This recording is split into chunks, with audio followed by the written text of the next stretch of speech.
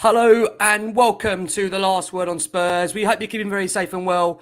Thank you for joining us on yet another Europa Conference League night. I will never get used to saying that. I never want to get used to saying that. Spurs beaten by 1-0 against Vitesse. We're going to get into that. If you're listening to the show for the very first time, you can find us on iTunes, on Spotify, or on Audio Boom, or across a range of different audio platforms. We are, of course, on Twitter at Last Word on Spurs, or on Facebook and Instagram too. As we keep on saying this season, for better or for worse, we're also live on YouTube. And this is the time we don't want to be live on YouTube, if I'm being brutally honest with you. I've got three great guests joining me. First up, making his debut this evening. What a time to make your debut in the Last One on Spurs. We've got the great Jah Wobble joining us. Jah, lovely to have you here. How are you? Well, I'm not happy with Tottenham, but I really am, I'm afraid to say, Especially these days, Jah. When are we ever happy with Tottenham? Well, that's it. And the worst thing about tonight, I'm certain 95% of Spurs fans expected exactly what we got. A team more intense than our second string could handle. Yeah. No, I think that's fair to say. That's how we're going to get into the game itself. Also, pleased to have back on the show. He was on a couple of weeks ago, giving us a lot of optimism. We've got the great Darren Hartman back on the Last One on Spurs. Darren, how are you? Listen, I'm good. I'm good. I'm here. I'm going to try my best to find a positive angle on what we've just been through. I'm going to try my best. Yet another therapy session, Darren. What are we doing to you, eh? Putting me through my work. You're making me earn it. Quite literally. And also pleased to have him back on the show. One of our regulars on the Last One on Spurs. We've got the great John Wenham over at Lilywhite Rose. John, lovely to have you here. Sorry to put you through this. How are you? Yeah, well, I'm not too bad. Thanks for having me back on. It's great to be on with you guys tonight. And I'm just a lot to get into tonight. I think there's a lot of realism that needs to come from a lot of the players in the squad tonight. And maybe they need to buck up their ideas a little bit. We've been very underwhelmed by numerous Europa Conference League performances already this season. And tonight was no different. And, there's been reports that Nuno's got a preferred 11 for the league and a second 11 for Europe. But those second 11 players didn't do anything tonight to ask the question, boss, why aren't I in the first team? Very disappointing night. John, we'll start with you because that was a game that we put out there. That Nuno was clearly willing to sacrifice, the first 11, given his squad selection. But the players that you mentioned there, John, that were starting, they should have been able to do much better, you feel, in terms of what we've got on that pitch there. And again, it was a case of Spurs' second string being very, very poor. I think the most damning thing about it is that, I've got to be honest, John, that didn't come as a massive surprise to me. Did it come as a surprise to you? No, I've made the point multiple times that our away record in Europe when we're not in the Champions League is absolutely appalling. I mean, you think of just this year, we lost at Pacos. Last year, we lost at Antwerp. We drew with Lask. We've lost to Dinamo Dnipro. We've lost, I've got a list of them here, Ghent. We've lost to Zagreb. The list goes on and on and on. The players just don't seem to get up for it when it's not on the biggest stage in the Champions League. And, then you have to question the hunger and attitude of the players because these guys that are coming in, the likes of Lo Celso, who goes away and puts in very good performances for Argentina, Dele Alli, who's done great things for Tottenham in the past. Ben Davies has got multiple caps for Wales at the international level. These are the guys you want to rally around some of the younger players and encourage them and put in strong performances and press their claims to be saying, boss, why not in the first team? But they just haven't done that. And it's as though they go through the motions on these away European trips. And I feel most sorry for our travelling fans who, again, tonight, despite multiple COVID restrictions, having to do multiple tests that cost a lot of money, travelled in great numbers, supported the team very well. We heard that through the telly. And they've just been left shortchanged again, in effect. Really poor first half. It was a very exciting first 4 minutes of the second half where we offered more than we did in the entire first half, where Brian Gill had that fantastic effort first time on his left foot, rattled the crossbar. Apart from that, Tottenham offered very, very little. And it's just a shame because had we drawn that game, it wouldn't have been a terrible result because we'd rested all 11 first-team players for the West Ham fixture. We would have then taken a point at Rennes, taken a point tonight, beaten Mora, and we would have left it very comfortably in our hands to top the group with 2 home games to come and Mora away, who I think are very, very poor. But now we've left ourselves, a little bit more work. So I still think we'll win our remaining games, and I still think we'll top the group. But it's just very unenjoyable tonight to watch those players that we expect more from, to press their claims to be in that first team, just not doing it. And I just feel, as I said, most sorry for our support who've travelled in great numbers again and been let down. Darren, let's come over to you. Interestingly, after the game, Nuno says, I don't consider it this way. A football match is always a chance to compete. And he was responding there to comments that might suggest that some of the players might be demotivated by playing in this competition. Now, Michael Bridge, a very good friend of the show, I agreed with what he said after the game. He said that the sad truth is you won't find many Spurs fans who are surprised by that result. You know, the 11 left at home further, I think, cemented their place in that first team. And it's unbelievable Spurs, as I kept on saying this throughout the summer, and I know Michael also was an advocate of this, that we don't have an alternative striker, a senior alternative striker. And for the sake of some of those players that are out there, you've got to say that maybe the likes of Dele Alli, Harry Winks, you know, these guys, they need a new challenge for the sake of their own careers. I mean, what did you make of that performance and the result for Tottenham on the night? Performance-wise, it was a shocker. It was an absolute shocker. It was a stinker of a performance. And for me, when you talk about hunger and desire, for me, if you're that 11, you want to be in that first 11. You don't want to be on that trip. You want to be at home and you want to be getting ready for the West Ham game. So if you're there, when people talk about being demotivated, I can't give you that, because for me, that's your motivation. You're in a shop window going, Gaffer, I don't want to be on this next trip. I need to be back with the others. So I'm going to show you why. Here is my moment. This is my 90 minutes. There's no one on the bench, because when you look at the bench, you don't go, oh, Harry's there, Son's there, X, Y, Z's there. So if we're not playing well, we're going to get dragged off and those guys are going to show us how to do it. It's now your game. It's your game, Dele, to step up. It's your game, Lo Celso. It's the game where you pull yourself together and show us what you're made of. Like, none of them can complain to be benched at the weekend. None of them have got to complain. And for me, if you ain't showing that desire, that's my concern. And for me, I'm as a Spurs fan going, when you put that shirt on, no matter who you're playing against, you should want to give us a performance. And as we said there, the travelling fans got absolutely shortchanged, because no one had their heads up, really. I can maybe look at 2 or 3 players who gave me a little something, but it's about what you're showing the club. And for me as a manager, I'm looking at that going, I made the right choice in leaving the others at home, because you guys clearly are not ready to be in that first team. Don't argue with me at training, because when you're training, I know people talk about the team looked a bit disjointed and they looked like they hadn't played together before. When you play football and you're doing training, that 11 is playing against our first 11. So they are playing together.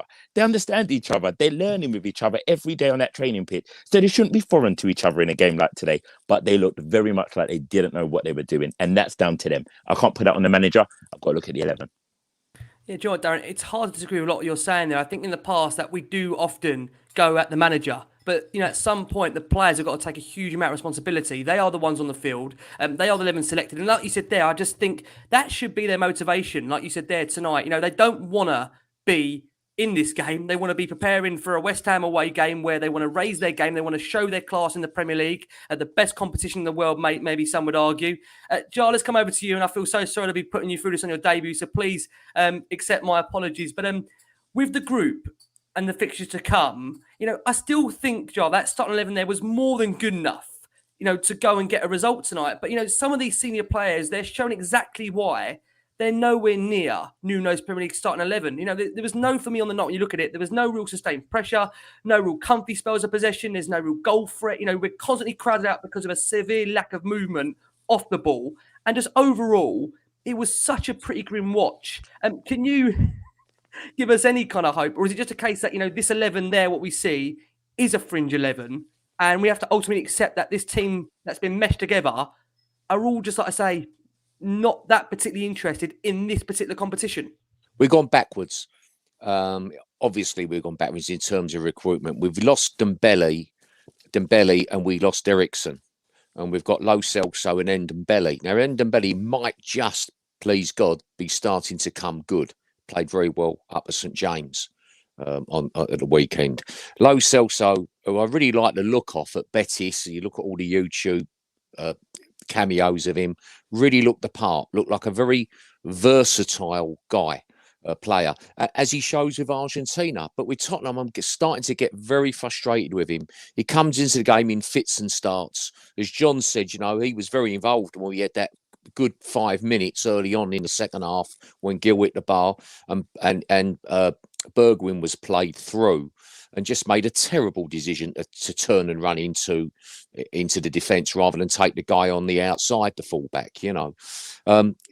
With lost Lamella and Sissoko, it would have made all the difference on a night like tonight. You know, they probably wouldn't have won it for us, but they might have prevented us from losing it. You know, so we've gone backwards in lots of respects. I can't really fault the manager. You know, I think he's done the right thing. He has to. You know, you're going to fall in between two stools if you put out, you know, a half-strong side tonight, because you come against West Ham. That's going to be a very tough game at the weekend. So you've got to have the team well prepared for that. I think the key area for me was in the holding positions in the two central midfielders, Winks and Lo Celso. They were losing so many 50-50s tonight. You know, Winks, and I agree with you, Ricky. I think Winks and Ali have to go. Ali came and Milton Keynes, he's dropped right off, and he looks like I don't think he's not trying. I think it's too easy to say the players aren't trying. I think he actually looks as if he could be back at Milton Keynes. I'm not sure he even looks championship level at the moment. Yeah. I'm sorry, you know, and I don't mean to pick on the guy. You know, I think he's been a great player, but he was always a bit neither fish nor fowl for me. I was never quite sure what Ali's best position was, you know, and I think he benefited by having players like Ericsson around him, and I think people didn't suss Ali out with those late runs into the box. I think now they've got him sorted. The other thing, and I'll shut up after this, Dane Scarlett should be out on. Look what happened with Skip last year. Went out on loan, he's come back a man. It's no, I don't. This I is think it's Jar. crazy. What do you think about this? I want to get your point on that, Jar. You know what you said about Dane Scarlett there. This kid for me should be nowhere near being involved in these games. He should be, like you said, out on loan, learning his trade, playing against the men in the Championship, the League One, getting that experience like Harry Kane did. I think we forget Harry Kane had 6 or 7 loans before he come back to Tottenham and eventually got going. I don't know what we expect from Dane at the moment. I'm seeing a lot of criticism for Dane Scarlett, but I feel the kid is being unfairly put in the 11 at the moment because we have to give Harry Kane a rest. But he's being out-muscled. He's playing it and he's compounded because he's playing with a team that are not getting the ball to him. Totally, lack of service. There's a lack of service. There's a lack of imaginative movement around him. You know, I mean, tonight, come on, move the bloody ball. You know, just move it. There's times you could just play 1-touch and 2-touch football the Tottenham way. But instead, no, run with the ball. Well, come on, move the ball. You know, there were times players were available wide, just ping it out to immediately, switch it quicker, get on it. And I thought it was too sleepy, very frustrating to watch, you know. Yeah. Interesting. I know we said obviously a lot of it is on the players, but question on the screen there, just in terms of the manager. This is from Nathan Evans. It says, tonight shows that Levy stuffed up by not bringing Conte in. I'm sorry, Nuno, but his P45 is coming. Levy has screwed us too many times. I think what we have to bear in mind is that, you know, tonight, coming around to you, John, it is a Europa Conference League night. And therefore, in terms of the priority for Tottenham, in terms of competitions, I think we have to say this one is fairly down the pecking order. But having said that, what was picked up by one of the listener questions here, and the question came in from Josh T, who says, why are we surprised Nuno not making a sub on Sunday and then not bringing on a single player from that game to this one? Sent a very clear signal that these players are a separate group from the main group, and he wasn't taking this game or the opponent seriously. And that's the exact type of performance he got. Yes, the players need to step up despite the messaging from the manager, but we should be surprised? I don't think so. Do you feel, John, in any way, Nuno, does he absolve any blame here, or do you think he has to take some responsibility for that 11 and not looking to change the game midway, essentially? No, I don't think Nuno takes any blame at all. I think these players should have some self-dignity and self-respect to step up and perform, if I'm being honest with you. These are players that have performed for us before, the likes of Davis, Dele, were big parts of our Champions League run. They've played in big games for Tottenham before, and they should have the hunger and desire to want to go and deliver good performances to put themselves in contention. They quite rightly aren't in the starting 11 at the moment for league games because that 11 have done very well. You know, 1-2 on the bounce with 4 points off top. There's lots of talk about Tottenham had a bad season, blah, blah. We're 1 point behind Liverpool, everyone's raving about. So I think there needs to be some realism here. That Nuno's actually doing a relatively good job. I find the constant calling for him to be out or questions over him very unfair, actually, for a guy that's managed 8 league games, winning 5. So, yeah, I just think that's a little unfair. Just a point on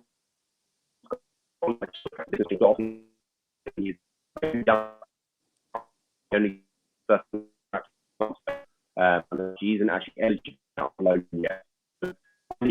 Either playing games in the 18s or the under 23s. or not be selected at the moment. So this is the only recruitment time he can get. He's too good already for the under-23s and under-18s, so it is right that he's having an opportunity to play in the first team, in my opinion. And I think that even if he isn't scoring, it's still good experience for him, playing in big, sold-out European stadiums. That experience of travelling abroad and around with the senior first-team squad will stand him in good stead. It's not affecting his confidence in any way at all. He went away with England on the last internationals last week, scored twice for the England under-19s. So he's still flying at his relative age group. Because he struggles a little bit around a mishmash of a team, well, that's another matter. If you put him in with the likes of Kane, Son, Lucas, Skip, Højbjerg, and Ndombele, we'll see, what the real ability was. We put him in these mishmash squads where he's fighting off long balls. They was a particularly big centre half for them tonight. I believe it's Bazois. He had number 10 on his back, so despite he was a centre back, which was kind of strange. But look, he got a bit out muscled, and that's going to happen now and then. But I just feel it's, Skip is, Scarlett is. It's all experience for him at the moment, and I don't think it's a bad experience because you mentioned Harry Kane, but Harry Kane also played in our Europa League qualifiers against Hearts, missed the penalty, if you remember, at White Hart Lane. I was there. Yeah. And, he was provided that opportunity. Many people quick to write him off at the same time. So, look, Scarlett is very, very young. He's a hugely exciting prospect. I've watched him multiple times, both at Tottenham age group level and also England, and I think he's someone to really get excited behind and a real genuine prospect. So I think we should get behind him and allow him this opportunity to develop in this tournament. John, just very quickly, your Wi-Fi slightly cut out there. Just on Dane Scarlett, can you just repeat that for us? As far as you're aware, he's not able to go out on loan. Is that your understanding of the situation? Yeah, that's what the rules. The Premier League rules are before you're 17, you'd be able to go from the 1st of July next year. So that'd be the first period after. He's still only a second-year scholar at the moment, despite signing a professional contract. He's literally too young to go out on loan. So it can only start from next season. And look, maybe from next season, do I think he's ready to go out on loan to a League One club, for example? Absolutely, I do, and be their star striker at 17, 18 years of age. But at the moment, he's simply too young. So better than him playing in the 23s, which he's proved he can do, playing in the 18s, which is too easy for him in effect. I'd rather he was playing in this competition and training every day with the likes of Harry Kane, Heung-min Son, and Lucas Moura, and developing his skills from those guys.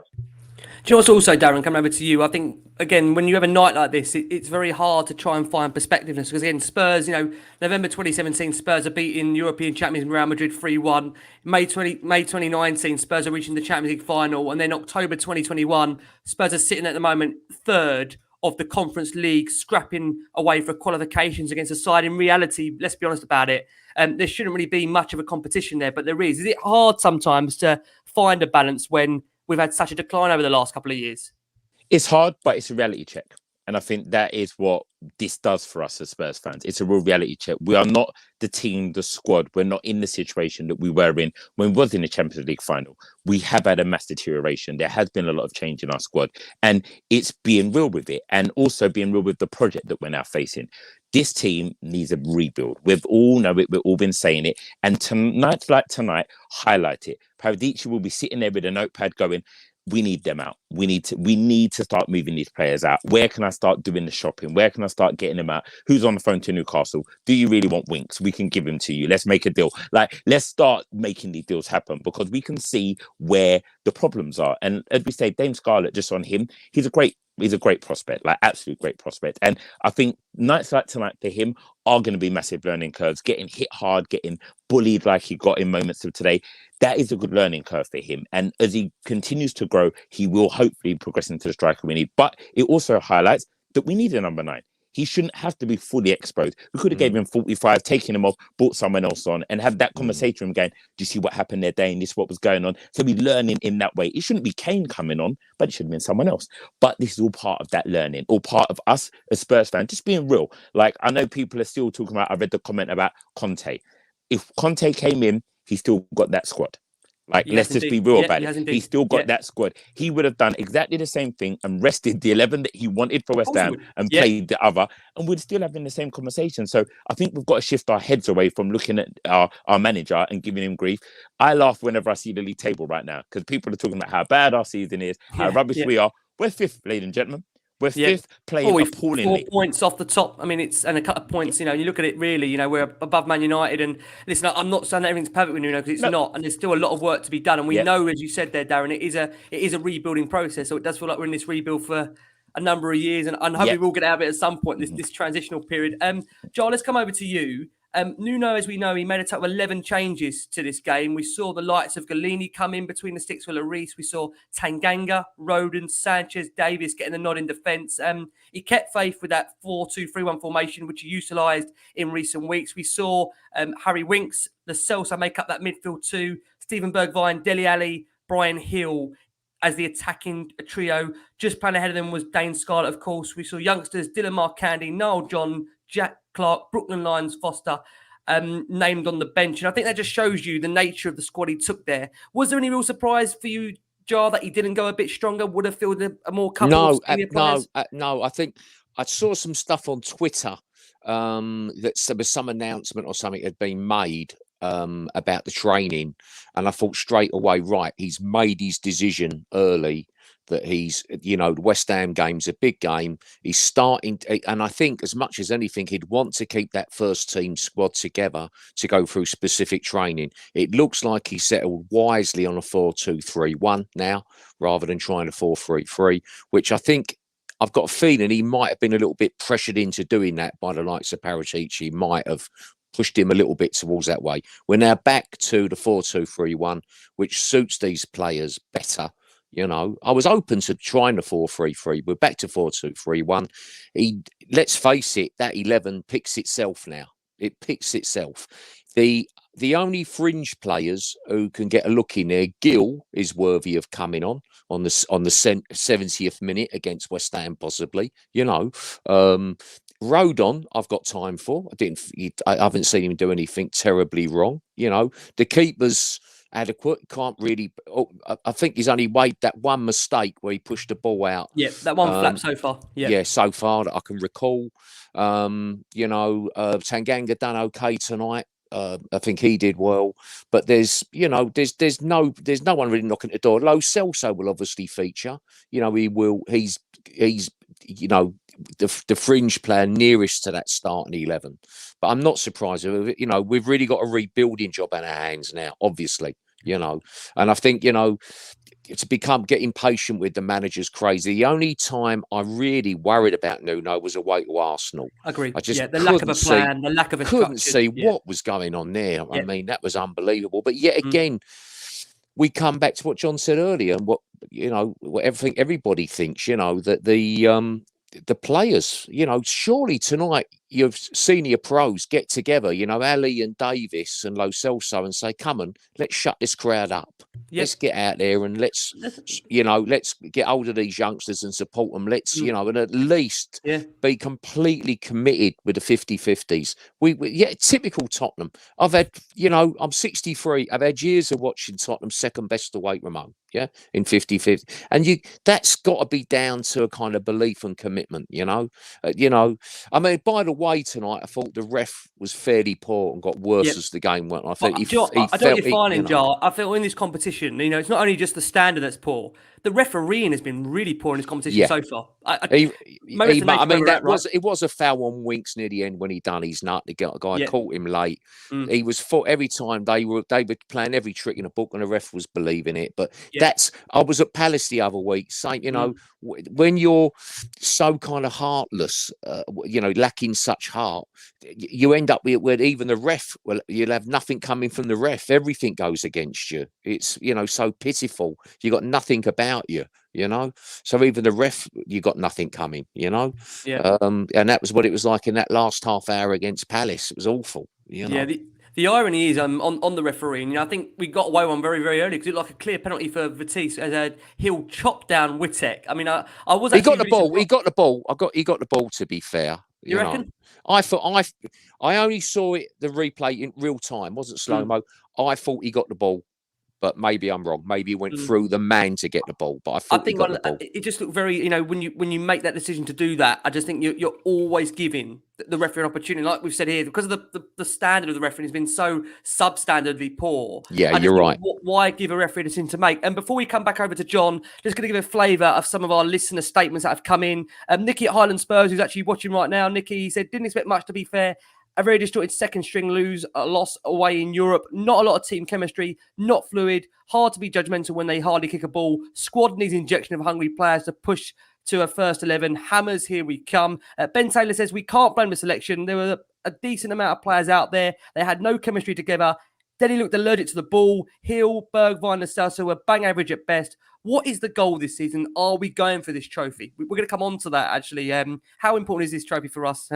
By tonight's thoughts, it doesn't seem to be that important by some of these players' standards. Sam Lewis says not good enough, but wasn't expecting much considering the team Nuno picked. Similar to Antwerp away last season. Hopefully we'll beat them home and Mora in our next two group games to progress. Mark, THFC's fan, says, I feel sorry for the back four. They were bombarded from the off. Our midfield was terrible. Winks and Dele need to move on, not only for us, but for themselves. They are nice lads, but it's time. Lo Celso isn't commanding enough either. Some key players are just simply not stepping up. And Jason Bowen, I think, is a great point. He says, how in a hell's chance do we get to sell these players if we keep showing them live on TV? We can't bloody keep doing this. yeah. And you know what, it's actually a fair point he makes there. But John, watching this game, I don't know what you thought, but we just looked so heavy and incorrectly timed and weighted every time we were kind of pushing the ball forward and trying to make diverting runs. And it's just hard because granted, these players aren't playing with a rhythm, but we just looked so, I don't know, just so difficult at just doing the basics. Am I fair to say that these are professional footballers that are actually international players, some of them, but out there as an 11, they just look so uncomfortable amongst each other. Yeah, there was no real relationships on the pitch. And I mean, certain players' confidence have obviously been shattered. And part of that may have been down to the previous regime with Mourinho when the fitness levels were reported to have dropped very, very low compared to how high they were under Mourinho before. We saw Bergwijn tonight, for example. He got the ball out on the left-hand side. And whereas before he would have cut in and bent that into the far corner, he now sort of dilly-dallies a little bit on the ball instead of doing one thing or the other. And Steven Bergwijn was a player of huge potential, Holland international, played in the Champions League with PSV Eindhoven, played well against us with PSV Eindhoven, in fact. And, started off with Spurs, very, very exciting, electrifying winger that was getting fans off their seats and scored some big goals against Man City, Man United, Wolves. But since then has sort of regressed, and it's kind of sad to see. I know he's had a few injuries, but I hope that he can get a run of form and build back his confidence, because that could be an interesting outlet for us. And on the point you said, I mean, the passing was poor tonight. Winks, I thought, was poor in possession. Dele was poor in possession, or just not imposing himself. So there was a few players tonight that really didn't compose themselves. But just another point Jah made earlier about the senior players getting together. One player that's escaped mention so far is Davidson Sanchez. Now, this is a full Colombia international who's used to playing in very hostile atmospheres when he goes with Colombia, away to the Maracanã to play Brazil, away to Buenos Aires to play Argentina. They're hostile atmospheres, not Vitesse with 23,000. That's a proper atmosphere. And he's got good leadership skills from playing in those games. And why aren't we seeing that when he plays in the Tottenham shirt? This is a guy that cost £42 million. He was our club record signing at the time, had the luxury maybe of playing alongside Jan and Toby, and hasn't kicked on and has regressed like many of the others since. And, I want to see more from players like Sanchez as well, because his position's looking very weak ahead of the January transfer window. The fact that Romero is now starting to look very, very good. He's going away with Argentina and dominating games. He's coming into the Tottenham setup now and starting to really impose himself. The fact that Dyer started 8 league games in a row. The fact that Dyer was nominated for the August Premier League Player of the Month, so he was one of the 6 nominees for that award. Whatever people want to slag him off and say about him, he's obviously done very, very well this season thus far. So Sanchez's position is looking pinnacle, and he needs to be showing in games like tonight what he's all about. But again, he didn't really impose himself. And it's just a shame that, rather than blaming defenders, though, that those midfielders didn't really create any chances or set us up tonight. And as you say, Rick, they looked really sluggish in possession, and that's just not good enough. It should be a quick tempo, against a side like Vitesse. I mean, no disrespect to them. I appreciate it was their first sellout in 7 years, I believe, tonight. So their fans are always going to be bang up for it and making a noise, making a racket. Look, Tottenham are in town. It's a big scout for them. We were the Tottenham that went and knocked Ajax out. So it's always going to be big news when we come to Holland. But we just didn't show up on the night, and it's a big win for Vitesse and fair play to them. We didn't show up, and they wanted it more than us, and they got that victory. Yeah, I mean, out of interest, Darren, John mentions there someone like Davidson Sanchez. Now, the January window is coming thick and fast. Now, a lot of people get excited by a January transfer window, especially us on the Last Word On Spurs. We get overly carried away by who we can sign, who we can't sign. But I just wonder, you look at it, you think there's so many of our players there that just seem so content to just really make up the numbers, collect the big wage at the end of the week. And that kind of tells you by that performance that they're happy to do that. And we've always said this, that to move players on from Tottenham. And John, I think you've referenced this as well. It's always very hard. We're a London-based club. I know people are going to laugh at what I say, but we do pay decent money. We do pay decent money. Those contracts are highly incentivized. How confident are you, Darren, that we are going to be able to move some of these players on that, for the sake of their own career, do need to go? You know what? It's going to become a case of two different things, or even three different things. It's going to be down to the players as well. Because, like we're saying about players not looking happy tonight, if that's the case and you're not happy, you're going to be getting off the plane on your phone to your agent because you're going to want to move. Your agent's going to have that conversation with you, going, put yourself in a shop window then. Give me something to work with. So there's going to have to be a shift in energy in that way. If there's not a shift in that, as Spurs, from what I saw in the last transfer window, the way in which we dealt with, like, Serge Aurier, for example, that was a new thing for me, Tottenham-wise. The fact that players still had contract and we were like, we're going to terminate the contract. That was a new move for me to go, rather than wait for an offer, get some money. It was like, let's terminate, let's get him off our books. That's the win. And if we're on a shift now in terms of our structure, we may have to take hits. We may have to go, actually, we can't do the Levy maneuver and wait for the best deal. And Tottenham always comes out the winner of the transfer. It's going to be a case of Paradici and the team sitting there and going, Levy, we need to just get him out. If we're getting less than we want, if it's 3 million less than we want, we need him out the door. Because we have to get other players in. And once they're out, we need the space to then bring others in. Take the wages off the book as the win rather than the transfer fee. And I think that's where my head's going with it. And hopefully that's what the system does. Because as everyone said, I think someone messaged saying, how are these players putting themselves in the shop window to go anywhere? How are we going to get them off our books? I think it's going to be a couple of those things changing and seeing what they do. So fingers crossed. Yeah. Coming on that point, I mean, over the summer, it was going to be very hard always to get rid of so many players at once and start the rebuild. I think we did do, make some very good progress. I mean, before last season, I believe we had the 5th oldest squad in the league. We would have really reduced that by moving on the likes of Sissoko, Alderweireld, Hart, Rose, even some of the younger players, Lamela, Foyth.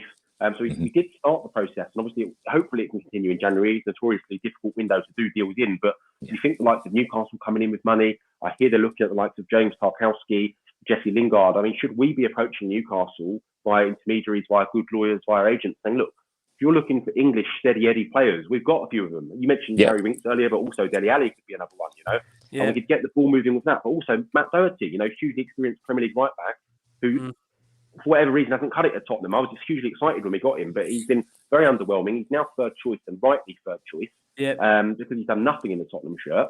But we should be looking to make those moves happen as early as the 1st of January. We're not far away from that now. We're on the 21st of October, not a long time. And we need to, players like, the other day actually, we had a 20-man squad for the win at Newcastle, right? Ryan Sessegnon, 30 million quid. Jack Clark, 10 million quid. Jack Clark, That's 40 before we've done anything. Rosen didn't make that squad. He was 15 or 13 million.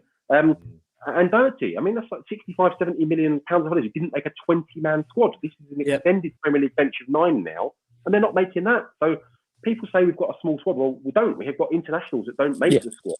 And we need to move these people on to open doors for the likes of even next season. Pape Sarr to come in and show what he can do. He's performing very well, starting every week at Nets. So let's get the ball rolling now ahead of January. And if I could ask all of you guys, what would be one position you'd look to strengthen in the January window?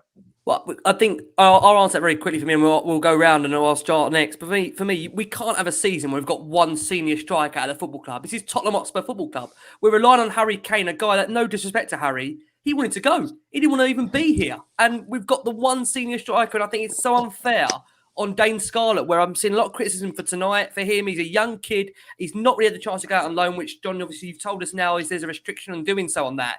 But to keep putting the kid through these kind of nights, I just don't know if it's going to be great for him. It's a lack of service. I think it's really demoralising. I mean, Joel, what do you think? What would be your position we look at? Do you know what? I'm sorry to spread bet here, but we need a backup number 9. It'd be good to have. We lack a really creative force. We miss what Ericsson was doing for us when he was in his pomp. And I would like there to be we haven't really got a proper holding player. I would like another player who can put pressure on onto the two fellas there now, Holbier and Skip. And Skip. So because we got two, at some point, one of them or both will be injured. So it'd be nice to have a commanding. There was a guy at Toulouse we were looking at supposedly last year. I can't remember his name. Who looked he could fill the part. There's some good players in the French league who can play that kind of holding role, but we're lacking creativity. So we need, unless Lo Celso and Ndombele come good, then fantastic. But at the moment, it doesn't look like both of them are going to come good. And we need a number 9. We need a player who can come on and hold the play up and be a physical presence and have a bit of mobility. There's the 3 areas. Centre half, I think Romero's doing good. Sure. Sanchez was great the first part of the season, wasn't he? Before that first international break, I couldn't believe Sanchez. It was the best I've ever seen him. And now we're back.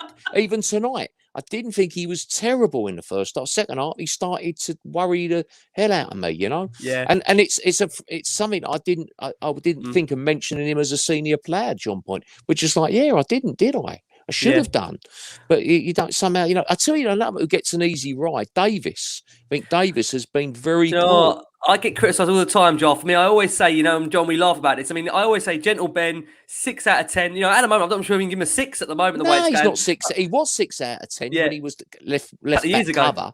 Yeah, but not now. Yeah, no, not now. Now he looks like would he get in the Brighton team, for instance? Well, no. Brighton are a good side though. Now they've got a good manager. I feel bad in the summer when I was saying no to Potter. I feel God. You know, it's funny as a fan now how you end up. You know, you look at it. God, and I think it's hilarious that, you know, Spurs' the previous managerial choice, Paulo Fonseca, before Paratici got involved, is now potentially going to Newcastle, which I find that to be quite incredible that Newcastle lining him up. But before I kind of sidetrack myself, I just want to discuss the goal before we go for our break. Darren, let's come over to you because it was a smart volley finish from the box that Galini couldn't keep out. I mean, Vitesse to this point, really, they hadn't created a great deal, but I don't think you could say on the night they were undeserving of that goal, really, for the pressure they put on Tottenham. Yeah, totally agree. They looked like, if anyone was going to score, it looked like it was going to be them. And it was due to their urgency, due to the way they set out. They were, as I said, the 50-50, they was winning all of them. And they deserved it. They deserved that goal. It was, no one is at home begrudging them that. And if we had got the Gill one, if we had got that goal, would have been luxury. It would have been a luxury goal for us because the performance didn't deserve it. So for me, that is what we deserved. And we should have really see a spark in the attitudes after the goal went in, but there wasn't. And that was also a concern. That player didn't go, okay, now I'm not playing well. Let me up the game and try and find something. And they deserved it. They absolutely deserved it. Totally agree. For our listeners on audio, we are going to go for our first break of the show. And like I say, after that break, we'll be discussing some of the player ratings and looking ahead to West Ham United to come at the weekend. For our watching audience on YouTube, we've got nearly over 300 of you watching. Thank you so much for joining in the therapy, suffering our pain of Tottenham on a Europa Conference League night. You know, this is what it's all about. We are going to get straight into the second half and discuss some of the nature of those performances. John, I want to come actually back around to you before I go. Can I quickly say that goal? I still play football. I play old man's football. Even in our games, if a ball's coming wide and you've got a guy who's able just to stroll into the area around the D and pick his spot from a volley, all us old men would be shouting at the old man who was supposed to be tracking back with that bloke. It just wouldn't happen. I was going to ask you, Jar, and Jar's gone on that basis. We will bring Jar back in a second. I was going to ask if he could play a second striker, and he goes and leaves us. You couldn't make it up, could you? That's the effect of Spurs doing this to you on a Thursday night in a Europa Conference League night. John, let's come round to you. Just on Galini, we understand that he's got to have to play a certain amount of games in order to trigger this clause for him to essentially become a permanent signing for Tottenham. From what you've seen of him so far, what did you make of it? Because tonight he was forced into an early save inside the area. Very much little to do. Couldn't keep out Whittock's effort in the closing stages. But from what you've seen of him so far, John, Galini, are you sold at the moment? I think it was a really shrewd acquisition, actually. I was kind of surprised he actually agreed to come to us when we already had Hugo Lloris at the club. He played a large number of Champions League games last year in Italy. And also was basically the first choice keeper for Atlanta. So I was slightly surprised he agreed to come. And I thought it was a bit of a coup that we got him to come in as the number 2, if I'm being honest. So I thought he played well at Wolves. He was obviously the hero in the penalty shootout. And I think he's done generally well when called upon. He's a full Italy international. He seems to have settled in well in the dressing room. He's often posting photos of many different players on Instagram or whatever. And he seems like a good energy about him. And I think he's a decent keeper as well. So at 26 years of age, he might be seeing this as, look, I can bide my time for 18 months or whatever. He'll know the age Hugo Lloris is and maybe think he can have a push at being the number 1. And if we've got 2 full international keepers, one for Italy, one for France, battling out for that number 1 spot, I think that's only good news for Tottenham. So, yeah, I'm quite pleased with him. I understand the arrangement is if he plays 20 games in all competitions, then it's an obligation to buy rather than an option. And even still, I believe the reported fee is around 12 million euros. I think that's fine business for a very solid number 2 keeper. Yeah. Darren, Japhet Tanganga. Now, he was back in the team tonight at right back, and he actually performed well over the 90 minutes. I mean, he put off Lois Openda in the second half as he closed him down as he went through on goal. And he also looked to attack on occasions and putting a good ball cross early for a chance that was cut out. Obviously, that now he's got the pressure of course, Emerson Royale, who, to be fair to him, when I look at Emerson so far, he had a really tricky debut up against Wilfred Zaha. That's never easy. And then Chelsea next, which for anyone is going to be tough. Then, of course, we've had the Arsenal game. He's kind of, again, had to be in a situation where he's been flown around the world, come back early, of course, for our game after the international break. Tanganga, do you back him to actually reclaim that spot at right back, or do you think he's now got a real uphill battle to get back into the Spurs 11? I think he has got a battle, but I think they give us two very different options. And I think what Jaffa also can do is learn from Emerson. They're two very different defenders, which I like. Yeah. Emerson is so composed. He's one of the defenders that he never looks panicked. He never looks flustered. However, his distribution for me isn't as good as Jaffa's yet. He hasn't shown me enough on the ball going forward that would impress me. But his positional sense at the back, even against Zaha, I know a lot of people are like, oh, it was a horrible game. You look at the battle he gave Zaha. Zaha was like, he was in a game. He was absolutely in a game. And I was like, that's what you want from your fullbacks. You want them to really give their winger a game. And he does that. So I think Jaffa, for me, I love his passion. I love how he puts everything into that shirt. Sometimes a little bit too much. He needs to learn to kind of hold that back. Because for me, he is that one tackle away from a second booking. As we saw at Palace. I think that's part, exactly that. And I think that's part of his learning. I think watching Emerson, who for me times that tackle so well. He looks like he's so leggy. He looks like they've got him and then in goes the leg and he gets it. And you go, in training, hopefully they're learning together and Jaffa will improve because he's one who's there for the long haul for me. He ain't going nowhere for a while. Yeah. Out of interest, come around to you, Jar. We discussed him earlier, Joe Rodon. Now, I've got to be honest with you. I don't know what you think about this, Jar.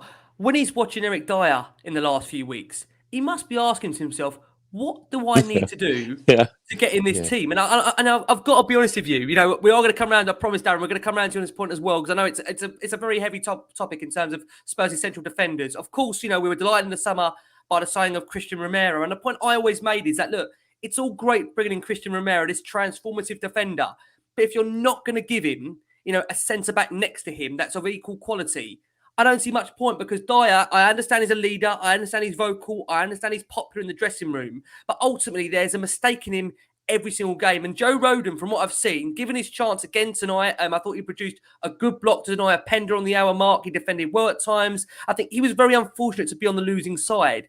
Do you think he's asking himself, what more do I need to do to get in the team on a regular basis? I think he'll get that because there'll be injuries. You know, with Tottenham, there will be injuries. I've got to tell you, at the weekend, the own goal, which everyone went mad about. I've seen Cyril Knowles, for instance, score an incredible own goal against Crystal Palace in the 70s. You know, it happens. What annoyed me, I think it was Dyer who gave away the stupid free kick that led to the own goal. You know, rushing 30 yards when you're 3-1 up to knock a bloke over from behind who's going away from goal. Why? That's a typical Tottenham free kick to give away, though, isn't it? You couldn't make it up. Oh, going away from goal. Incredible, you know. But I like Dyer. I think he's got, in the same way I like Tanganga, I think they've got a bit of passion. You know, I like the way Tanganga gets yellers. I'd get yellers if I got a Tottenham shirt on.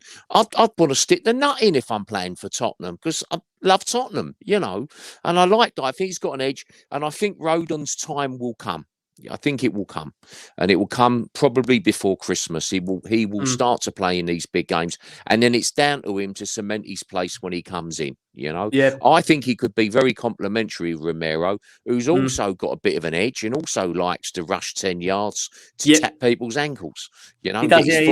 He likes a lunge, doesn't he? I think it will take him some time. I think with Romero, although we've seen already what a great player Romero is in the early stages. I totally agree with you that I think we need to find that complementary centre-back for him. And just quickly, I'll get the quick views on this of Darren and John as well. Darren, for you, I could see you charging me to come to you. Tell me, what do you make of that centre-back pairing at the moment? Would you be in favour of giving Rodon a chance alongside Romero? What do you think? I'm so team Rodon. I've watched him, and for me, as a pairing, those two would complement each other, in my eyes, so well. Rodon is one of those, what I feel, an old school defender. He enjoys defending. He enjoys the ugly side of defending. He's the guy who will break his nose and still play.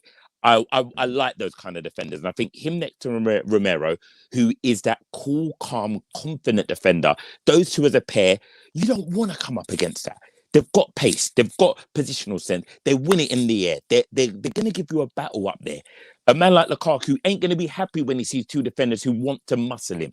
And I think we look lightweight there sometimes. And I think Eric Dyer, for all of the wonderful things that he does, sometimes he's the man I'll go, if I'm a striker, I want to play against him. Because he is going to give me a mistake. And also, I am going to turn him. Because his head sometimes is not really in the game.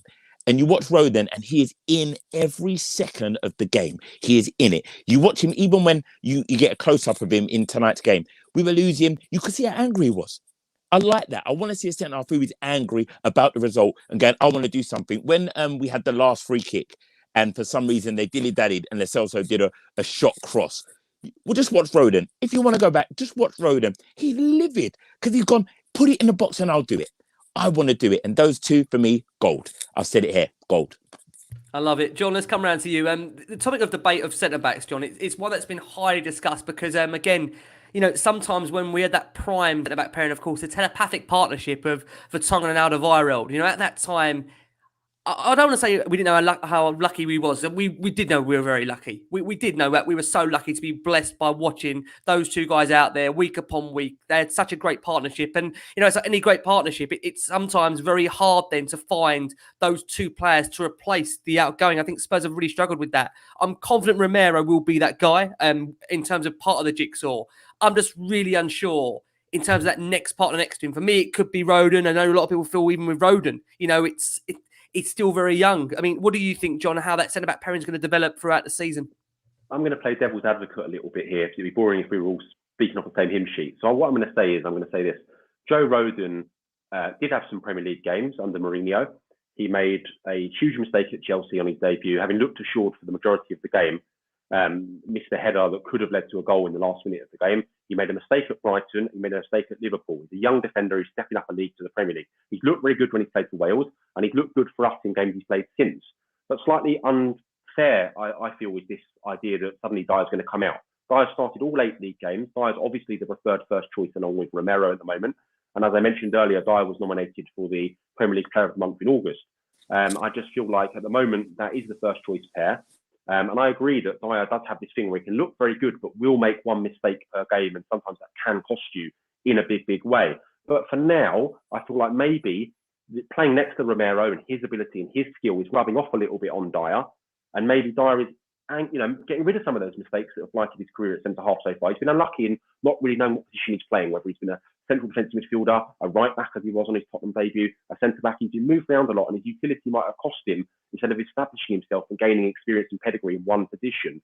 Now, do I think that we should be changing this now when he's actually showing a bit of form and he's playing next to a top-class centre-half in Romero? No, I think we should let him build on that and let's see what we've got. Look, if he starts making mistakes, sure, switch it up a bit, move in someone else. But for now, I think that team is settled. I think Nuno does like him. He's a big character in the dressing room, as you said, Rick.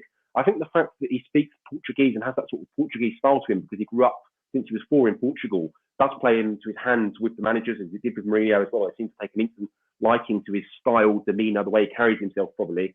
And that benefits him. Let's not make any qualms about that. But I feel like Dyer was one of the players I would have looked to move on in the summer, but actually he's impressed me this season. And I think we should allow players that have stuck with us for a long time, that do care, do get what it means. You've only got to look at the Battle of the Bridge to see what it meant to Dyer that night. He cares about playing for Tottenham, and let's get behind players like that. So I think any sort of negative feeling towards Dyer should be put to bed, and let's deal with what we've got this season from Dyer, which is 8 Premier League starts. We've won 5 of those games, and I don't think it'll be too long before he's called back into the England squad. I think Connor Cody and Tyrone Mings need to be looking over their shoulders as the 3rd and 4th choice centre-backs, because I think Eric Dyer will be back in the England squad before too long as well. Oh, I think it's well known, John. You pick up on Dyer there. I think with Southgate, he was actually very close to appointing him the captain of that group, even despite the fact that he didn't play every single international game. So that's how high Gareth Southgate rates him in terms of his leadership. We touched upon them earlier. Davidson Sanchez, a couple of good early tackles from him with Vitesse dominating and remaining strong at the back. It wasn't a sure performance. He definitely went to make a case, as I brought up with Jah earlier, that, you know, with Eric Dyer now ahead of him in the pecking order, he needed to have a game. Ben Davis, captain on the evening, as we said, gentle Ben. I said 6 out of 10. I think Jah now is 5 to 4. He might be even less than that. Yeah. Darren's on that 4 fingers. He had to defend well at times. He was put under pressure as that game wore on. But one of the players coming round to you, Jah, that at the moment is, I think, one of the scapegoats, to be fair, of this Spurs team is Harry Winks. It was, again, a rare start for the midfielder. He kept the ball ticking over in midfield, but let's be honest about it, it was nothing of note that's going to really trouble the first-team regulars of Oliver Skip, Pierre-Emile Højbjerg, and, a great friend of the show, a regular on Last Word On Spurs there, Crackers on the screen says, Winks and Dele simply need new challenges, both gone stale, all players have a club shelf life, and it's very hard to screw them on that. What do you think for you? Do you think it's a case, Joel, we have to let Winks move on? For the how long since Winks has never established himself in a Tottenham team? I remember one of his best performances. Do you remember at Wembley we played City? I think we lost 1-0. I think I was in Philadelphia watching it on telly, on tour, as it happens. And he come off the bench and he changed the game and he looked like a nice buzzing kind of like number 8. I think he's happy buzzing around like a number 8, getting around a D is his thing. I don't think he's a guy that likes to play that deep. He seemed good at playing his way out of tight spots and playing forward at that time. Now, look at the Wembley debacle against City this time round at Wembley. He was poor, So I just think he's another of the Tottenham players that probably should have gone out loan at a crucial point in his development. He should have had a year away. That's what happens. These top clubs loan their players out. Look at Chelsea. They loaned a player like Winks would have been loaned out for the season. Just a season. That's all it takes. I don't think that ever happened with him. He's never really established himself. And he seems to just get bypassed in midfield too easy. And he's certainly not a holding player. And so I would agree with Crackers. He's shelf life. And I think the same for Ali. How could you not say that when it's been years since those players really turned, good performances in? I think you remember against Fulham when he scored, Winks had a decent last game. Minute. Yeah. And how long ago was that?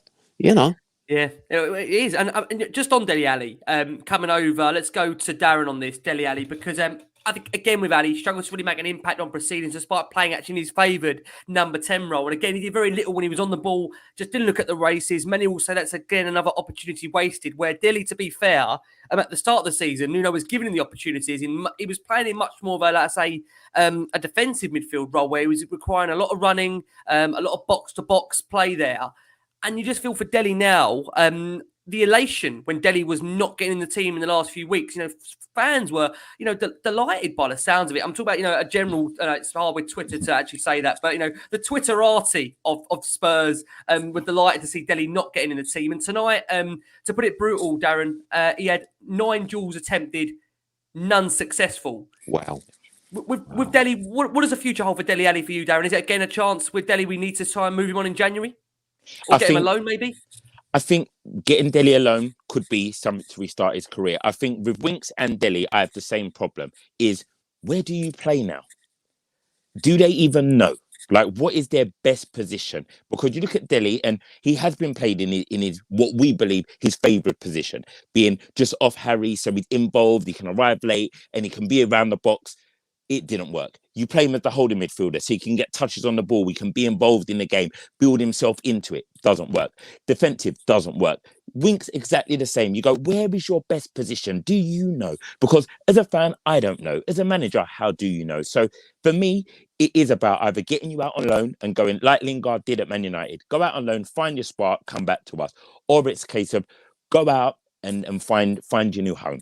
And hopefully there's a manager there that puts his arm around you and go, look, I've got you. And then that love and that spark rejuvenate. Because for me as a football fan, I never want to see you bad. I want to see you at your best. Right now, you're definitely not at your best for us. So either ship out or find it. And I don't see either of the two finding it right now. Because you look at the 11, I don't see who they replace. No, and that's the problem. Totally yeah. John, just get your thoughts on that. I know these are two players that at one point, you were very much championed of, the likes of Winks, the likes of Dele. Is there any remote future for these two? Or is it a case, John, just let them, or get them out as soon as possible so they can revive their careers elsewhere and try and recover their status in the game, their identity in the game, which, to be fair, at the moment, you just don't really know, to be honest with you, what their best positions are anymore. I think they've lost confidence. I think as a whole, Spurs and their career, they need to go in two separate pathways if they're to be successful. Yeah, it's a real shame, really, because I judged them very differently as well. Look, Winks was a guy that came through our academy. Winks is a guy who's a huge Tottenham fan. Comes from a family of big Tottenham fans. He cares about the club deeply. And we'll always have those nights against Real Madrid at Wembley where he took on Modric and Kroos and ran the game in effect for Tottenham in a famous 3-1 win. And, I have good memories of Harry Winks coming through into the academy, breaking into the first team setup and under Pochettino really getting a chance. But actually, he hasn't kicked on. He has stagnated. And I look at him now and I think, would he...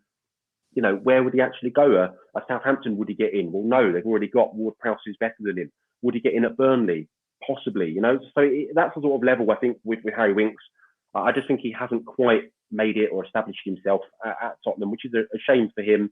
But it is time to move on now. And you've only got to look at the ability of Oliver Skipp and what he gives to the team to see the difference in abilities there. And it's very obvious that Oliver Skipp will be a backbone of this Tottenham team now, hopefully, for the next decade. We can really build around him alongside Højbjerg as the backbone of our midfield. So that's on Winks. And on Dele, this is a guy that had everything. People say I don't know what he did or whatever, but he scored 18 league goals. Unbelievable. 18 league goals. Unbelievable and big league goals. Scoring at Chelsea, scoring against Real Madrid, scoring at Arsenal.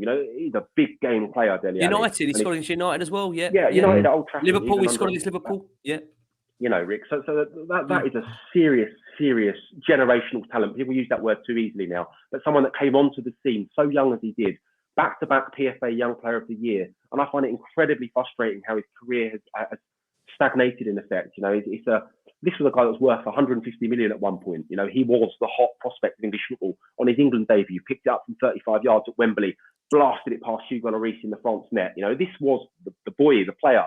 And I was so excited about him. And to see him stagnate, it's sad for all of us Tottenham fans, because he gave us so many brilliant and good memories. And I look at, Darren mentioned Jesse Lingard's loan last year and how that reinvented him. And I think Dele Alli naturally is actually a far better footballer than Jesse Lingard. So to see him do that at West Ham and what Dele Alli could do in a different scenario, but for whatever reason, under a couple of managers now at Tottenham, it hasn't quite worked.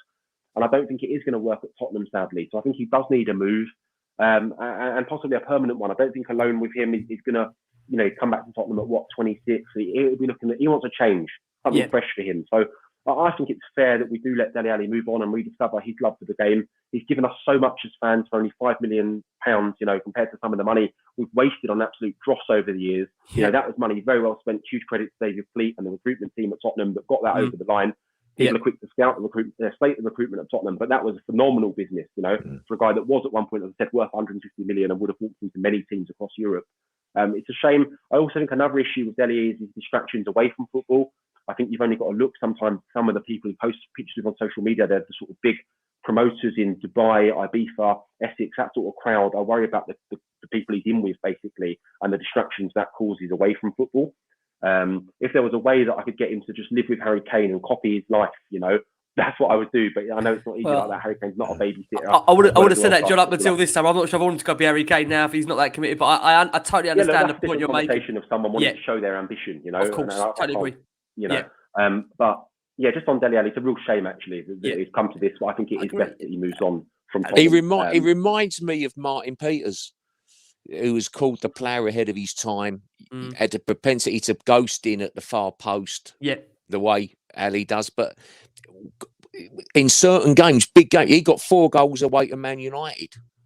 Peters, but there was always a feeling of being, and he won a World Cup medal, but there was always something about being frustrated with him at times. There were times he'd disappear, and I felt like that Ali, even in some of the biggest games, he'd show up and score great goals, but there were times he didn't do enough for me throughout games. And I wasn't quite sure. Is that because, Joe, you see the potential there? Is that because you always felt, because the initial period we saw from him where he was electric, and you end up then believing there's more to this player, right?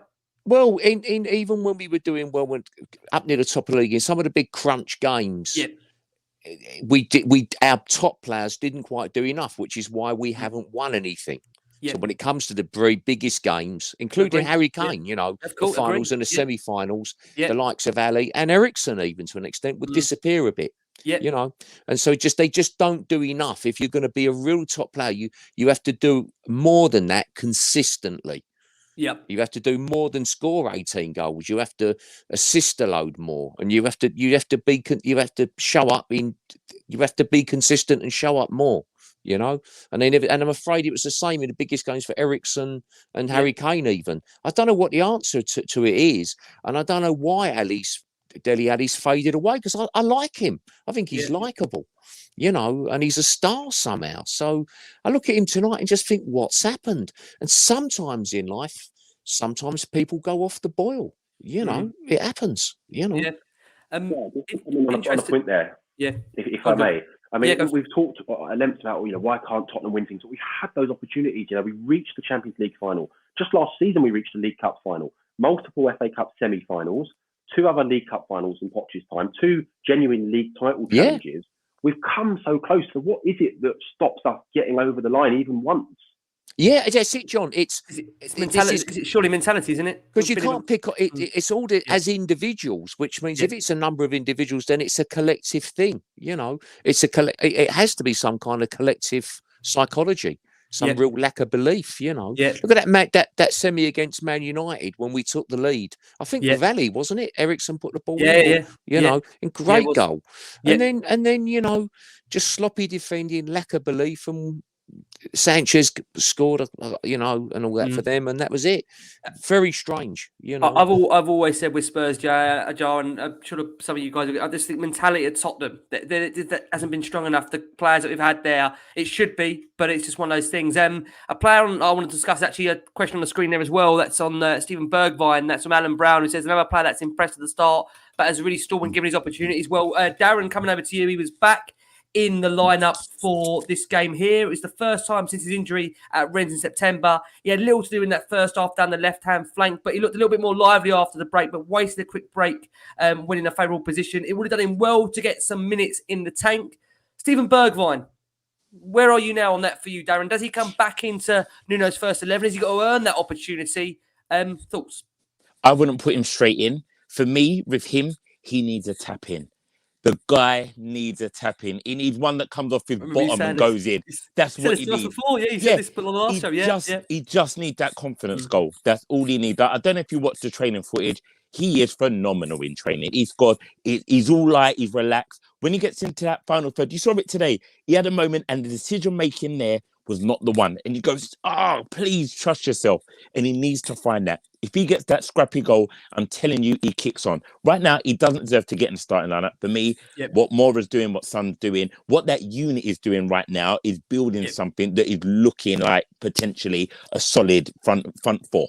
And if that continues to grow, he will be a great addition. You imagine tired legs and he comes on, the whippet that he is. He's a dangerous prospect. And I think if we can start integrating that to our bench and start getting that into the team, then that's how I'd use him. Yeah.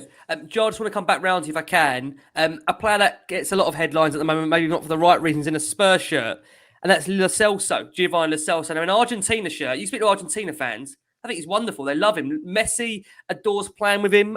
Questions in here. This is from Dave Hunt, who says, what does Gio bring to the side? He gets rave reviews amongst the Argentina squad, but he always looks lost, unfit, and honestly awful in a Spurs shirt. Wish we could go back and not buy him and buy Vinny instead. At least that boy had potential.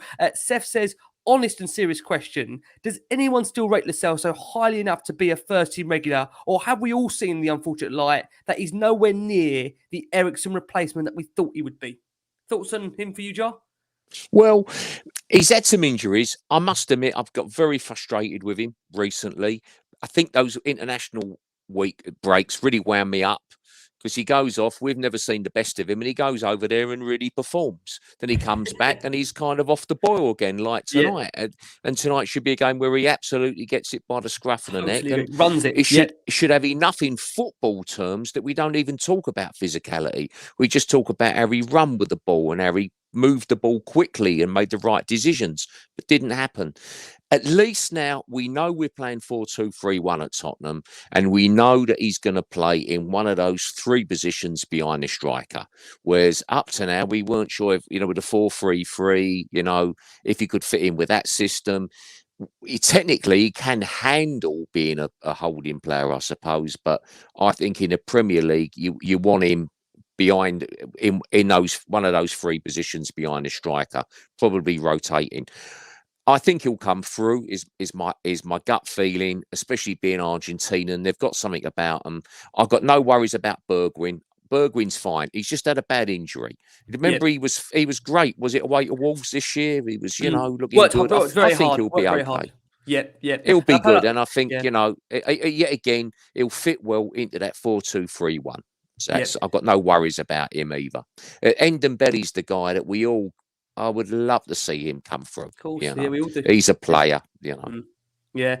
John, let's come around to you. You mentioned a couple of players there. Of course, Steven Bergwijn, Giovanni Lo Celso, and I'll throw you another one. Brian Hill, he looked to have made a rash change in his own box very early on, but replay showed that he did get a touch, to be fair to what Jah said, on the ball as Vitesse called for a penalty. He started a shot over the crossbar in that first half before even going close minutes after the restart as his shot cannoned off the bar. Some good bits from the Spaniard there. What do you make of all our tricky wingers at the moment, John, that we've got in this squad? Well, I think the first two pick themselves, the two that normally start, Son and Mora. I think Mora works incredibly hard for the team. I think Mora gets some really disappointing criticism from members of the fan base that I think is very unfair, considering the fantastic moments he's given us. And I'm not talking about the Champions League hat-trick, of course, but, you know, doubles at Old Trafford, goals at PSV away. You know, these are big level goals, Lucas Moura. And I find it a shame, actually, that he still hasn't got a proper song from the support, because I just think he's given us so much brilliant memories. He works his arse off. He really cares. You know, you can see that in the way he carries himself on the pitch, and also when he does the social stuff as well. So I'd love Tottenham fans to give Lucas Moura a bit more credit. So I think those two are the absolute first name starters.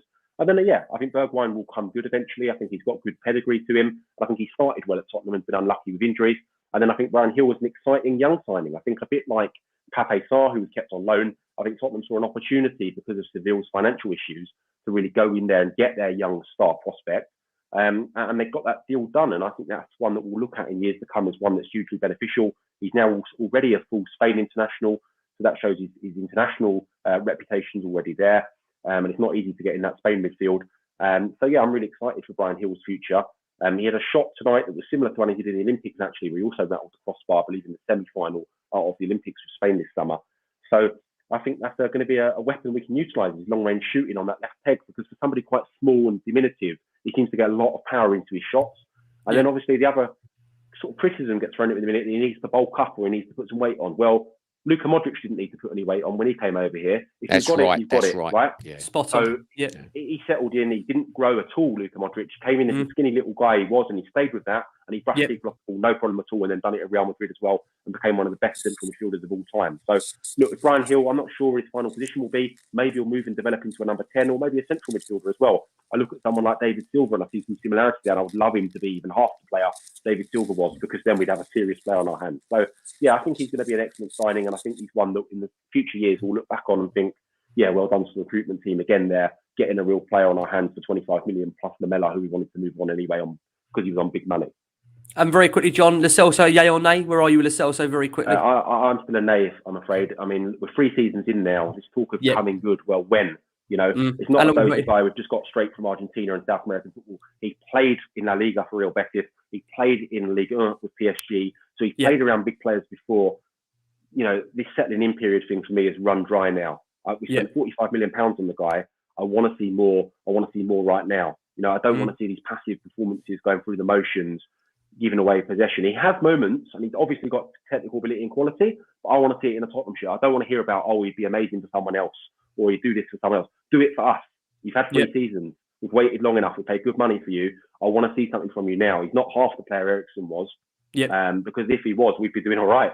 You know, I would kill to have someone like Eriksen back. I really would. Of course. Yeah, of course. I totally agree. Just a kind of summary on this. Dane Scarlett, as we mentioned earlier, got little joy of that Vitesse backline. His 3rd European start for Spurs. And I think we've all discussed, with Dane, he's still clearly trying to come to terms with the step up to senior football, maybe unfairly putting him in at this level, but very little up top from him in terms of chances created. Did his work defensively with a couple of important blocks outside of his own area. Dylan Marcandi was given 15 minutes, but he couldn't make much of an impact, but he did become the first British Asian to play for the Tottenham first team, which, to be fair, in terms of positives tonight, that's maybe your only positive of this potential game. Nuno, after the game, says, we had 2 games at home. We can still solve the situation in the group. I am not here to judge the players. I'm here to try and improve them. I thought that's what the manager does, is judge the players. But I mean, listen, again, with Nuno, we could be here all night. It's very, very early days, as Darren says, to keep the faith. But we are going to go for our final break of the show for our listeners that are on audio. Taking you into this break, you're going to hear from Corey at West Ham Way, and also Dom at West Ham Fan TV, not talking about Astra Gugu on this occasion. Like I say, we'll be back after this very short break for our listeners on audio. For our watching audience on YouTube, nearly over 300 of you watching. Thank you so much for, again, another therapy session on the Europa Conference League night. God, we love it. Guys, it's West Ham time. It is the West Ham Cup final. Darren, there's a cheeky grin on your face, so I think it's only right we start with you. At the moment, just a point and 2 places separating Spurs and West Ham. West Ham in 7th, Tottenham in 5th, respectively, ahead of the weekend's clash. As we know, the Hammers won this fixture last season by 2-1. And I think we're expecting yet another competitive 90 minutes between the two sides. I feel this is actually a massive game for Nuno because there's certain games where you can't afford to get beat. Arsenal's one of them. This one's become another one now, West Ham. And what's your thoughts going into this game against West Ham at the weekend, bearing in mind this result during the week? I think this game is always very important because for me, it's West Ham's cup final. Like, of London derbies, like, I feel that they are so up for it against us. And I'm like, all right, guys, easy. But they're so up for it. And I think the Arsenal game showed that when our mentalities isn't right and the system isn't right, we look a hot mess. Today, we looked at players who weren't up for it and the performance is a hot mess. The last 2 games, we've shown something. We're starting to see a performance. We're starting to see a system. If that is implemented against West Ham, we should beat them. West Ham are playing well, but if everybody does the job that they can do, we should beat this. We should beat them. However, it's going to be about the mentality. If Ndombele goes missing, we're in trouble. We're absolutely in trouble. If he has a game where he decides, I don't want to play today, guys, I'm just going to wander around, we're going to be in a big problem. And I think that's the game where he needs to go. I think playing him 90 minutes, the last game, a lot of people question, oh, why didn't Nuno make any subs? That was what he needed to do. He said, there's your 90 minutes. You can do it. When you were puffing, you can push through. Well done. You've got 90 minutes in you. Now show it to me again. You've had a week of getting the system right. Let's go there. Let's have our game. Let's go and get it. And I think I'm going there full optimism. I'm looking I'm going to put a score in it. I'm going to say 2-1. That's what I'm going to do. I'm going to put a score in it. 2-1 Spurs. Have it. Don't let me down. Darren's got on the score prediction. Absolutely love it.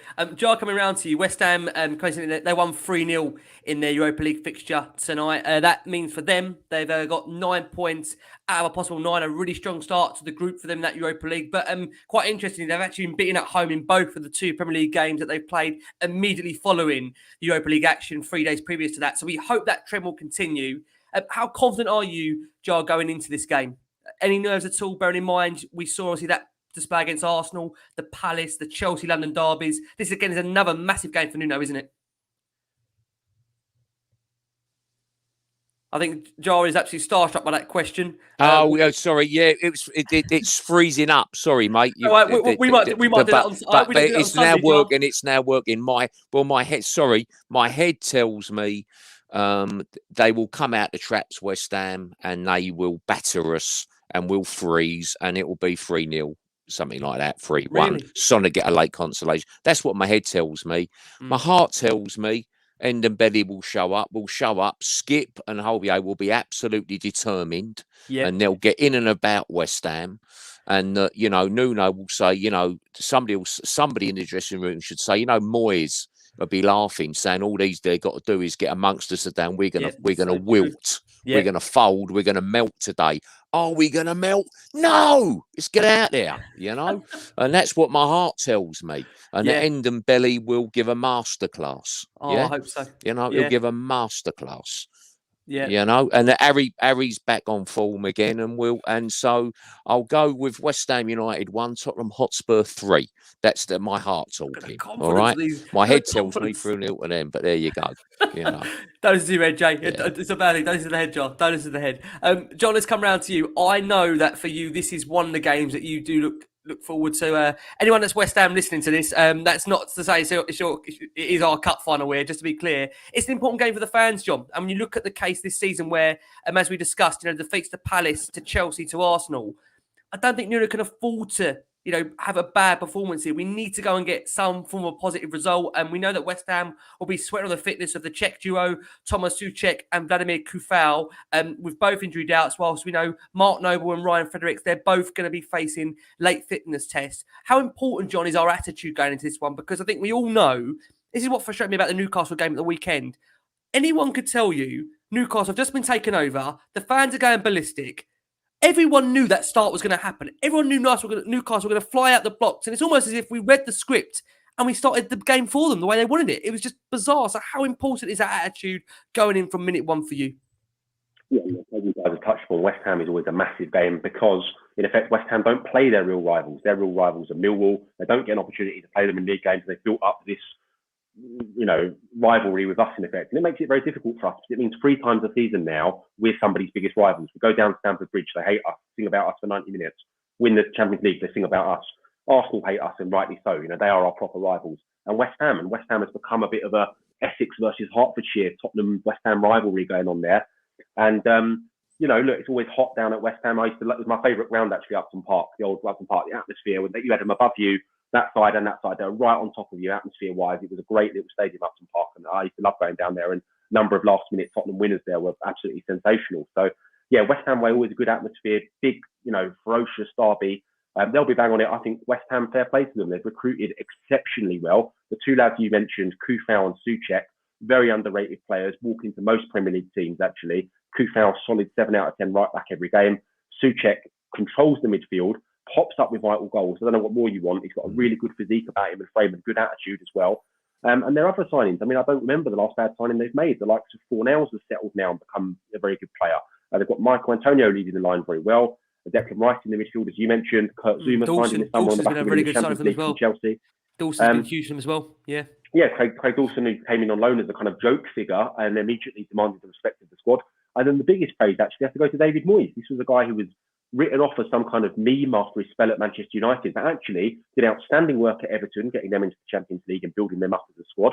Then outstanding work again at West Ham now. They've not really had European football before, apart from their shambolic, qualifying defeats, and then they've now established themselves. So huge credit has to go to David Moyes, actually, more than anything else. And they'll be bang up for this. They know what it means to play Tottenham. Their fans let them know what it means from minute one. They'll be drilling it into them. The coaching staff this week on the training ground, how much they don't like us. And, they'll see us still as a scalp, to get one over of us, gives them something big for their season ahead, West Ham. So we're in for a lot of passion, a lot of being under the cosh from minute one. And it's how we defend against that and it's how we come back into the game. And I think our key player actually on Sunday is going to be Oliver Skipp. It's going to be how he builds upon how well he settled into this Tottenham team in that atmosphere. It's going to be Skipp and Højbjerg up against Souček and Rice. That's a really good midfield battle there. And if our 2 come out on top, we should win the game because I think if we can get on top of that midfield and create the chances for like that's where it'd be won. That's the midfield. You're quite right. Yeah, midfield. And then you're going to have Son and Harry Kane, who've both got good records scoring at the London Stadium, actually. Both worth a goal against West Ham. I think Harry, after his goal against Newcastle, will want to score again. He's scored some good goals down at that stadium already, and I back him to do it again. I think it's going to be a very, very tight game. I'm going to go with a 1-1 draw with Harry Kane to get our goal. And I think a 1-1 draw will be fine. Last season we played West Ham away, played Man United at home, we got 0 points, right? If we get something from these games, it's an improvement. We're already 6 points up on the corresponding fixtures from last year, and that's not including Watford, who weren't in the league last year. So we're doing fine under Nuno, and I would take a point in this game. I know people are going to say, we've rested players and it's West Ham, blah. Forget what you thought about West Ham before. They're a good West Ham side. Yeah, it's a good side. It's a good West Ham side. Yeah, and I think for Nuno, guys, I don't know if you agree, I just think Nuno needs to get something here because of the nature of the Palace, the Chelsea, the Arsenal results. That's 3 London derbies, a 4th London derby with a negative result. Those fans that aren't behind Nuno, that's going to be very hard. That's right. Yeah, he needs to get something. Finally, guys, to wrap up, just a yes or no on this. Spurs currently sit 3rd in this Europa Conference League group, and that pains me to say Europa Conference League. I keep saying Europa League. I can't actually mentally take into the fact this Conference League idea that we're a conference level team. But such is life as a Spurs fan. Jah, in your opinion, yes or no, will Spurs progress in this Conference League group? Yeah, they win their home games, but it worries me at what price Harry Kane does his ankle or something like that. Darren, we qualifying in this group? Yes, we are. Okay. That was the most. Bear in mind, you've been so enthusiastic tonight. That was the most unenthusiastic. Yes, we are. As in say, because I agree with Jah. I feel that there could be a problem in progressing. Yeah. Because of what we've done now. What price? I feel it's going to come at a cost, and we'll get. It's a measure of the club. We'll have to play our best players to go through in a Sunday league team. to go in Sunday League competition. That tells you what you need to know about our recruitment the last few years. That's Or it what can it cost tells us you. league points, you know? because they won't be ready to play a league game. It's just what it spends. Yeah, we only discuss the recruitment every other week. So I totally agree with you on that, Jar. John, just to finish with you, Spurs, are we qualifying in this Europa Conference League group? Yeah, we're not qualifying. We'll top this group as well. I'm quite confident we've played the two hardest teams away from home now. Mora, I don't rate at all. I believe we'll comfortably go there and run them over with the same team we put out tonight. And then the two, I think it'll come down to that last game against Rennes at home. I think both teams will have the chance to basically win and go top. And if you do win, I believe you miss out a two-legged next round. You basically skip a round. So it is vital to win that game, actually. And if we have to put our strongest players out to skip two matches, then it's worth doing against Rennes in the final game. So I think we'll beat Vitesse at home next time. Look, they beat us tonight, but at home, with the fans behind us, I don't see Vitesse, troubling us too much. Then we'll go to Mora, beat them, and then it will come down to that decider against Rennes. And if we have to play our first team in that one to avoid a two-legged knockout, it's worth it. So, we'll top the group as well. I'm sure of it. Perfect. Okay, great. John, just to finish some plugging here, John. Obviously, great that we've got you on. I know we've got obviously the Lilywhite Rose pod in terms of the youth. When can we see that next episode coming out, John? Yeah, I'll be getting an episode over the weekend. I was saving it actually for tonight's game. I was hoping a few more of our younger players would be involved so I could talk about their performances and their evolution over the season so far. So, I'm really enjoying doing the pod at the moment. It's just sort of covering the young and players at the club, the under-18s, under-23s, international call-ups, and any exclusive transfer news I hear about those particular age groups. So, it's been really well received so far. So thanks so much, guys. And, we're dropping an episode over the weekend. Fantastic. Like I say, check that out at Lilywhite_Rose. Darren, anything to plug? Anything coming up we should be keeping our eyes on with you? The Pirates movie, Reggie Yates' new film. I'll be in the cinemas 26th of November. Check that out. Nice. We're all going there. We're all going to turn up. We're going to skip this Conference League off. We're all coming here instead. All hundreds of us. Right. Let's come over to you. Let's come over to you, Jar. Jar, I think we should be keeping our eye on with you. Always busy. Always got stuff going on. Always got records coming out, and I've got a tour in the new year. We've got a big tour starting, please God. So there's always stuff going on. But but Tottenham sadly take all my focus, which is very sad. To be honest, depends how you view that. Any cup winner songs lined up at all, Jar? We're still in still in 4 competitions. Are there any chances? Any quadruple songs going on? There's go on. Digital, Spotify, Tottenham always in my heart. I've done my Tottenham song. We'll be there. We'll be listening to that again as we reach that Europa Conference League final. Get that in the background. We'll get that trending to #1 on Spotify. Let's get Tottenham in our heart trending. Let me see my wonderful thanks to our great panel for tonight. To John. John, thank you so much. Always a pleasure having you on. Absolutely pleasure. Lovely to share a panel with you guys this evening. Unfortunately, it wasn't better circumstances, but next time it will be. Fantastic. Wonderful John Wenham there. Darren Hart. Darren always bringing the therapy. Second time in a row. Darren, you're due a win, mate. We're going to make it happen. I promise you. I'll make it happen. We're going to will it. We're going to will it on. Guys, all the best. And Jar, apologies, mate, for making you debut on a night like this. But you've cheered me up. Thanks, lads. I've enjoyed it. You're a good bunch of fellas. Thank you. Better times ahead, Jar. Hopefully we'll get you back on the show very, very soon. Well, I say there from John, from Darren, from Jar and myself, guys, most importantly, keep safe, keep well. On to West Ham we go. And as always... Up the Spurs.